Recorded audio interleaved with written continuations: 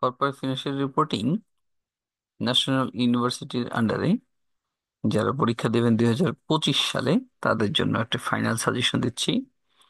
খুব সম্ভবত 13 তারিখ আপনাদের পরীক্ষা, সুতরাং হাতে একদমই সময় নাই। আগের সাজেশনগুলো আপনাদের ভালো কমন আসছে শুনে খুশি হয়েছি। তবে আগেই বলি, খুব বেশি সাজেশন উপরে ডিপেন্ডেন্ট না হয়ে নিজের মতো করে প্রস্তুতি নিলেই ভালো।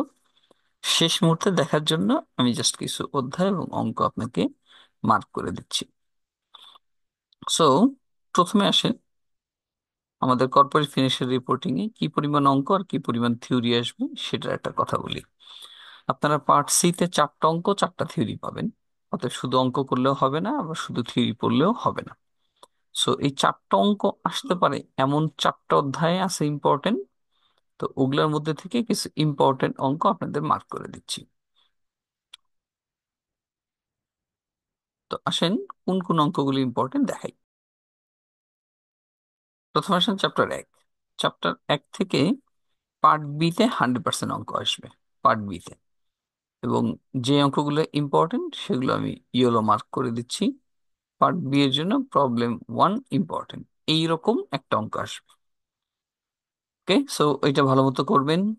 প্রবলেম 2, এটা পার্ট সি এর জন্য ইম্পর্টেন্ট, ভালো মতো করবেন। যেটা বেশি ইম্পর্টেন্ট আমি 3 স্টার দিয়ে দেবো। আচ্ছা, প্রবলেম 3 মোটামুটি ইম্পর্টেন্ট, মার্ক করলাম, 3 করবেন। আচ্ছা, 4 হলো মোস্ট ইম্পর্টেন্ট। এই 4 নম্বর অঙ্কটা যদিও 7 কলেজের অঙ্ক, কিন্তু এটা মোস্ট ইম্পর্টেন্ট একটা অঙ্ক। আপনাদের corporate financial, sorry, strategic management accounting এও বলছিলাম যে একটা ইম্পর্টেন্ট অঙ্ক 7 কলেজের, যদিও আপনাদের জন্য ইম্পর্টেন্ট এবং এটা কিন্তু আসছে পরীক্ষায়। সো এই 4 নম্বর অঙ্কটাও ইম্পর্টেন্ট। এই অধ্যায় থেকে এই অঙ্কটাই সবচেয়ে ভালো মতো করবেন, আসলে এই ধরনের অঙ্ক আসার পসিবিলিটি সবচেয়ে বেশি।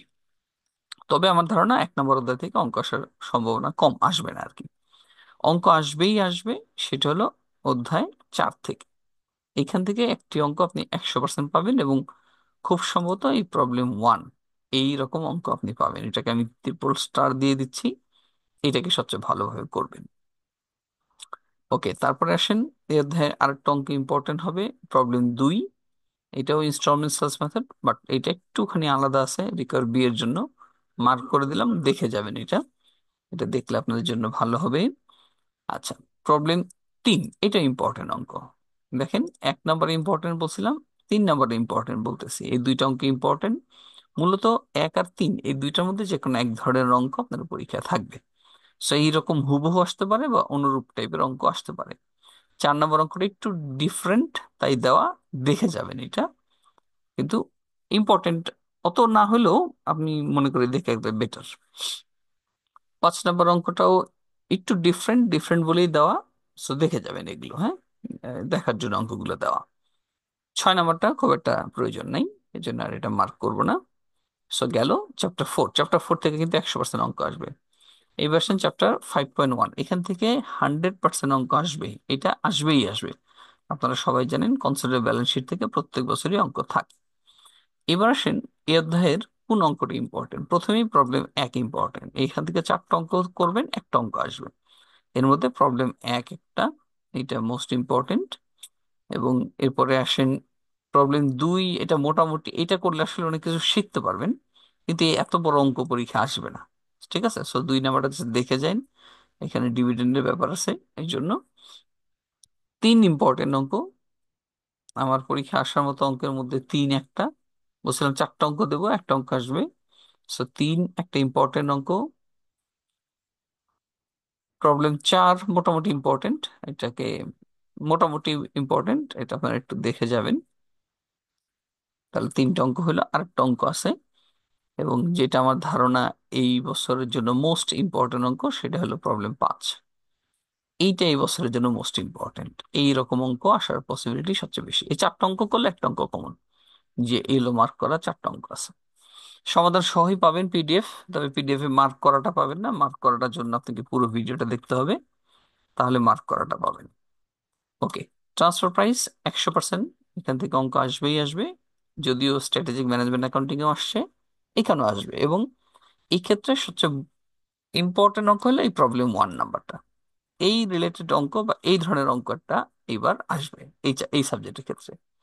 1 নম্বর অঙ্ক ইম্পর্টেন্ট, 2 দেখে যাবেন, দেখার জন্য দিছি, অত ইম্পর্টেন্টের লিস্টে দেব না। 3 নাম্বারটা ইম্পর্টেন্ট, সরি 3 নাম্বার না, 4 নাম্বারটা ইম্পর্টেন্ট, মানে আমাদের সিরিয়ালের 3, অঙ্ক নাম্বার 4 ইম্পর্টেন্ট। আর এই বছরের জন্য আরেকটা মোস্ট ইম্পর্টেন্ট হয়ে গেল অঙ্ক নাম্বার C8, এইটা মোস্ট ইম্পর্টেন্ট অঙ্ক। এই কটাই আমার কাছে সবচেয়ে বেশি ইম্পর্টেন্ট মনে হয়, করলে হবে। ফরেন কারেন্সি থেকে অঙ্ক আসার পসিবিলিটি কম, তবে যদি আসে এখানে জাস্ট 2টা অঙ্ক আছে, 2টা থেকে একটা আসবে। 2টা অঙ্কই দিছি, আসলে 2টা থেকে একটা আসবে। 1 নম্বর অঙ্কটা পার্ট সি এর জন্য, 2 নম্বর অঙ্কটা পার্ট বি এর জন্য। এবার আসেন অধ্যায় 6, এখান থেকে 100% অঙ্ক আসবে। তাহলে 100% অঙ্ক আসবে, কোনটা কোনটা করবেন, এখান থেকে পার্ট বি আসবে, পার্ট সিও আসবে, দুইটাই থাকবে। 1 নম্বর অঙ্ক পার্ট বি এর জন্য ইম্পর্টেন্ট, 1 নম্বর অঙ্কটা। 2 নম্বর অঙ্কটাও পার্ট বি এর জন্য ইম্পর্টেন্ট, বাট এটা পার্ট সিতেও দিতে পারে। এই অধ্যায় থেকে আসবেই আসবে বলতে পারেন, এরকম অঙ্ক হলো প্রবলেম 3। এই অঙ্কটা আপনাদের হুবহু অথবা টাকার অ্যামাউন্ট চেঞ্জ করে আসতে পারে। আচ্ছা, আরেকটা কথা বলি, এই অঙ্কটার চেহারা কিন্তু বদলে আসতে পারে। অর্থাৎ এই যে অঙ্কটা দেখতে পাচ্ছেন এরকম ব্যালেন্স শিট আকারে দেওয়া আছে, এটা কিন্তু এইভাবে না দিয়ে এরকম উপরে নিচে করে দিলেও দিতে পারে। অনেক সময় আছে যে উপরে অ্যাসেট নিচে লাইবিলিটিস দিয়ে এই যে এইভাবে করেও দিতে পারে। So, মানে অঙ্কের চেহারাটা চেঞ্জ হয়ে যেতে পারে, বাট অঙ্কটা একই থাকবে বা অনুরূপ টাকার অ্যামাউন্ট পরিবর্তন করে আসতে পারে। এই জন্য এই 3 নম্বর অঙ্কটা ভালো মতো করবেন। আরেকটা অঙ্ক আছে 4 নম্বর অঙ্ক, একটু ডিফারেন্ট টাইপ, তাই দেওয়া, করবেন। সো এই কয়টা অঙ্ক করলেই আশা করি হয়ে যাবে। তো কর্পোরেট ফিনান্সিয়াল রিপোর্টিং এ 5টা অধ্যায় আছে, যার মধ্যে চ্যাপ্টার 4, চ্যাপ্টার 5.1, 5.3 আর চ্যাপ্টার 6, এই 4টা অধ্যায় যদি ভালো মতো করেন, আশা করি 4টা অঙ্ক কমন পড়ে যাবে। আর যেগুলো মার্ক করে দিলাম এগুলো বেশি ভালোভাবে করবেন। আর পিডিএফ এর সবগুলো অঙ্ক করতে পারলে সবচেয়ে ভালো, রিস্ক ফ্রি থাকবেন। সো সবাই ভালো থাকেন। আশা করি পরের সাজেশন নিয়ে আসবো, কর্পোরেট ট্যাক্স প্ল্যানিং, লাস্ট পরীক্ষা আপনাদের। এটা দিলে আশা করি এই বছরের জন্য শেষ। সো কেমন হয় পরীক্ষা সবাই জানাবেন। ভালো থাকবেন সবাই।